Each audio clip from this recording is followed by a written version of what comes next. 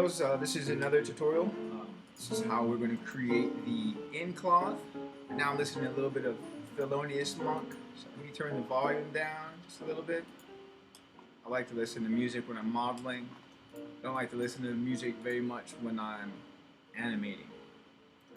Bit of information I learned from Richard Williams, Animator Survivor Kit. So this is our lofted shape that is extruded using a polygon, and you can see I triangulated this piece of geometry by simply going into mesh, triangulate. Alright, so what I need to do is turn this into an in cloth. So I go to the effects drop down menu, I'll click in cloth, and we'll click on the create in cloth. Alright, so if I click play, that's what happens, right? Very, very slow. So let me press escape, or the stop button, and we'll give it a second. And let's go back to frame 1. So a few things that we need to do. Click on that geometry here. Scroll all the way down until we get to our time attribute. It's underneath our nucleus. So it's on the nucleus. And we're going to go to the scale attributes and make sure that our space scale is set to value 0.01. Okay, this is if our space is in centimeters. So you go to Windows, General Editors, Settings/Preferences, and underneath the settings, it's actually in foot. So if I change that to centimeters, click Save, click on this geometry, go into the nucleus, and if I press play, you see it's extremely slow. So I want to change that by changing the space scale to value of 0.1, and that's even slower, so I'll press escape. So let's change that to 0.001.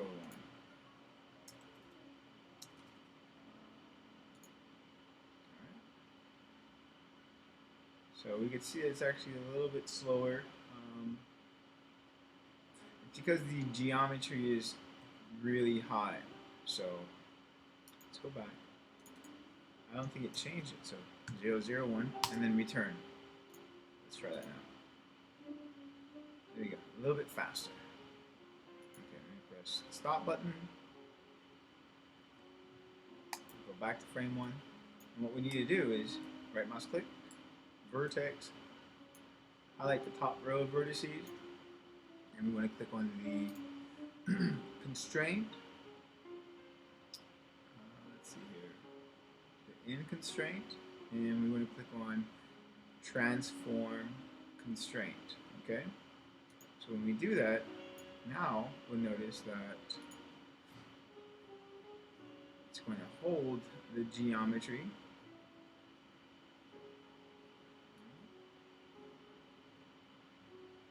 And since this has a lot of faces on here, you might get a little bit of inner penetration going on within the geometry. So it's only at frame 28, as you can see it's calculating. So we'll allow it to kind of run through its simulation. One of the things that I would change, okay, with this particular geometry, if there were a lot of faces intersecting with one another, if you see right there, is to change the substeps. Changing the substeps changes the quality of our curtain, of our in cloth, as well as changing the max collision. Okay, so I'll let this continue to run through the simulation. It looks like it's actually kind of dying down a little bit more in terms of what the geometry is doing. There's not a lot of interpenetration going on. All right, looks pretty nice. And that is actually a really, really simple and easy way of creating curtains.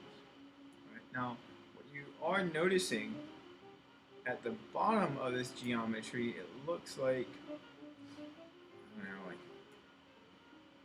some sort of ghostly robe. It's got these irregular shapes, and that's because our damping is off. So I'm going to press Escape on my keyboard.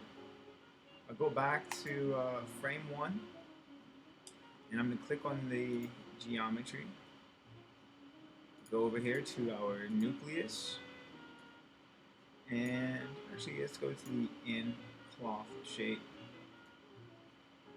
Alright, so I am looking for the stretch resistance. Okay, now stretch resistance will prevent it from having that irregular shape there. The compression resistance changes how stretchy the cloth is. So I'm going to dial this stretch resistance up to a value of 200 and run through the simulation and see exactly what our results are.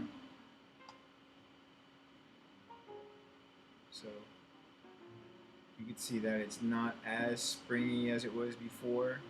We're still getting a lot of the irregular shapes at the bottom of the curtain, but it's actually starting to mellow out a little bit, kind of like my music.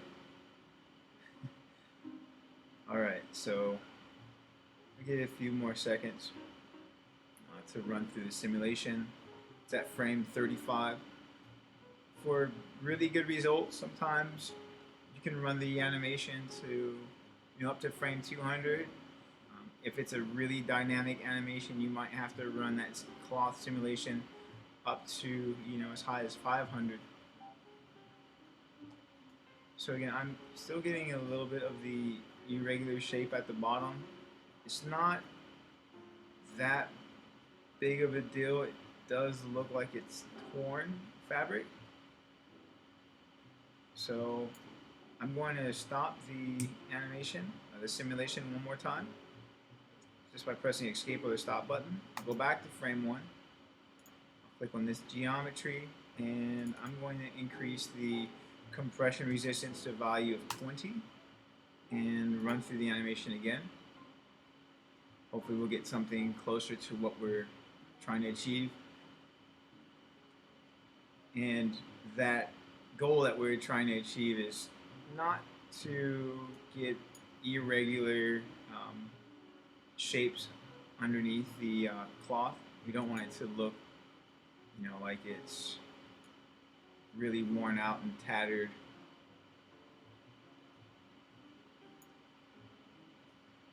So again, I guess it all depends on what you're going for. I personally am trying to get a different shape in this section of my curtain, because the top was actually a curve that I created and duplicated it and moved it down here and lofted, so the top of our curtain no longer looks like the bottom of the curtain. Okay, there are other things that you can do to make this look really nice. It's by adding, like, say, a dynamic field. Okay, so I'm going to press Escape, and I'll show you guys how to add a dynamic field to this. So right now I actually want to apply wind to this shape. So this red arrow is my X, and that's the positive, that's the negative. This arrow here is my Z-axis, that's the positive, that's the negative. So I actually want to apply wind going in the negative direction to get a different type of shape along this line here. So I have that shape selected. and we're going to click on the, not the force field maps. Let's see here. It is right here at the top. Okay, so I have the in cloth shape selected under our dynamic properties. Okay, we have our local force, our local wind. All right, so in the negative z axis, so this is our x, y, z. Okay, so I'm going to add a value of 1 here and a value of 1 right there. And we'll run that simulation again. So it looks as though it's blowing it in the positive value, you see. So that's positive. We probably want it to be the negative. So -1. And let's just try the local force first and see what our results are with that. So local force is actually pulling everything to the right, maybe a little bit too much. Alright, so let's go back to frame 1. I'll change that to -0.2. And let's see what happens.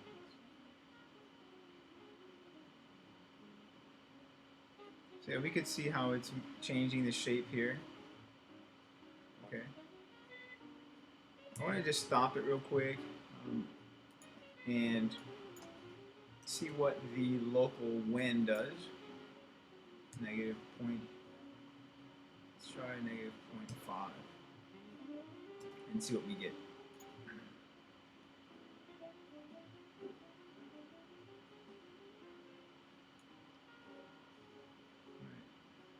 Kind of like a different effect than the local force. The local force changed this shape a lot, and I'm not noticing a huge difference in what the local wind is, so I'll stop that, go back to frame 1 and change this value to -2. I really want to kick this up so I can see what's really being affected when we change the local force. So it's a little bit too much going on when I have it selected, so I'll click over here so I can see what the pattern is doing across the surface of this material.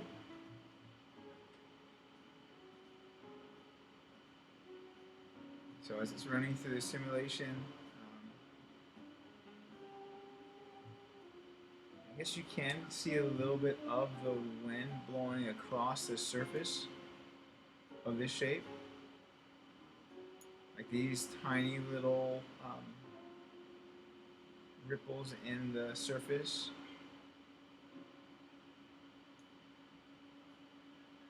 I'm still getting that irregular shape, so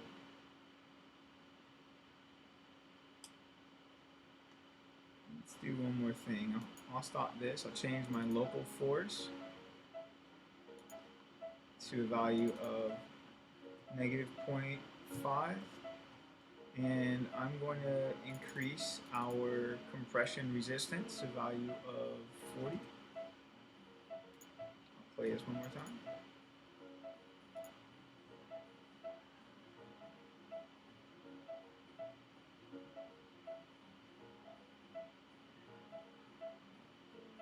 So applying the local force and the local wind definitely changes the shape of our geometry a lot more than it did before.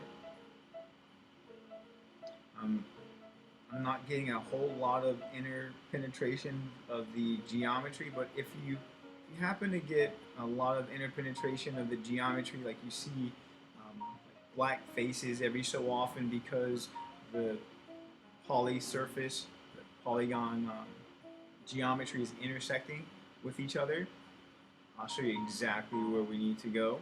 So let's go ahead and press escape when we're happy with the shape of the geometry.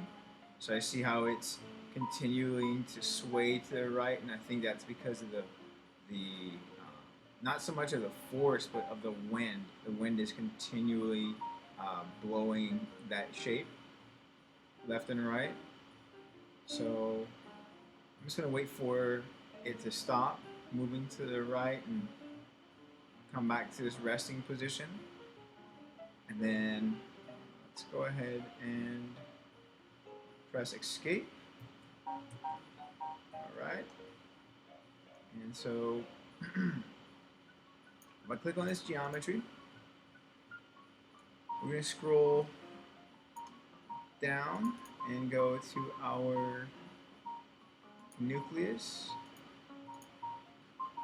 And at the bottom of the nucleus, in our solver attributes, I increase the substeps to a value of 15. Alright. And that's actually a really high value. I think by default it's set to 3. And then your max collision iteration. Sometimes if it's a really simple geometry, you don't need to increase it very much. But I kicking mine up to a higher value at frame 40. 40 iterations per frame. So every time Maya is calculating every single frame, it's calculating it 40 times, and that's obviously to ensure that there's a higher level of detail. All right, so let's go ahead and keep this particular geometry. I like the way it is. I'll press Control 1 to go back into the other view. Now, I actually created this piece of geometry to be another. This is an in-cloth as well. Just want to take a look at some of my settings. Very similar, although the compression range is higher on this. What we need to do, and I'm not really liking the wind as much on this, so I'm going to turn that off and run the simulation again. So I got 2 simulations running at the same time. If at any time you really wanted that shape, just press escape in your simulation and it will stop it right where it's at, or press the stop button on there. Sometimes I find pressing escape is easier. Alright, so this is our cloth simulation, right? And it might be interpenetrating there a little bit.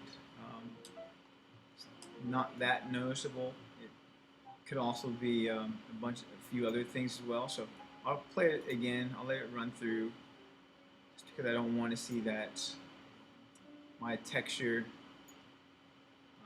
looking really weird in that particular section. So press escape right when I think it's nice shape. I know what this shape looks like on the top, so that's why I'm not really focusing on the top of my curtain. Just really like the subtle undulations of our curtain there. So I'm going to press escape now. Okay, so if I wanted to keep this shape, all right, I can go into the edit, delete by type history. Now, that's really not going to stop our simulation, all right? So if I press play, if I go back, well, actually, it did stop the simulation. So watch, if I press play, the simulation is no longer going to be ran on this particular shape. It's going to be ran on the shape on the right side. So let me press escape. Okay, but now you're just like, there's this nucleus right there, that little circle, that shape right here. If you were to delete that, watch what happens, right? We get this really strange shape that occurs. Okay, so what we need to do is actually go into our Windows, General Editors, Hypershade Hierarchy. And in your Hypershade Hierarchy, I'm going to click on this button here. This is our input and output connections. And I want to delete the shape here before the in cloth, right? So you'll see that it's kind of grayed out. It says lofted surface. If I click on that and press delete, there we go. So now that nucleus shape is gone, I still have that geometry. I'll do the same thing with this particular shape. But I'm just going to run that simulation just a little bit longer until I get a nice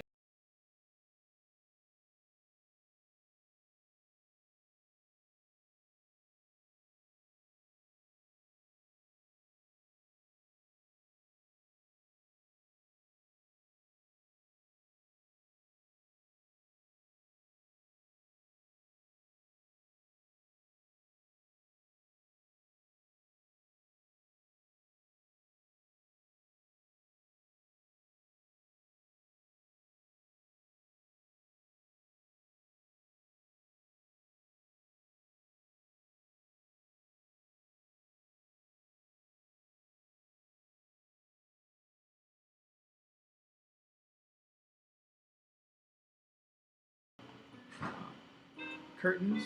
So in the next tutorial, I'll show you guys how to create pillows and make those really nice. All right, until next time, I'll talk to you soon. See you later. Adios, amigos. And everybody else out there in YouTube land.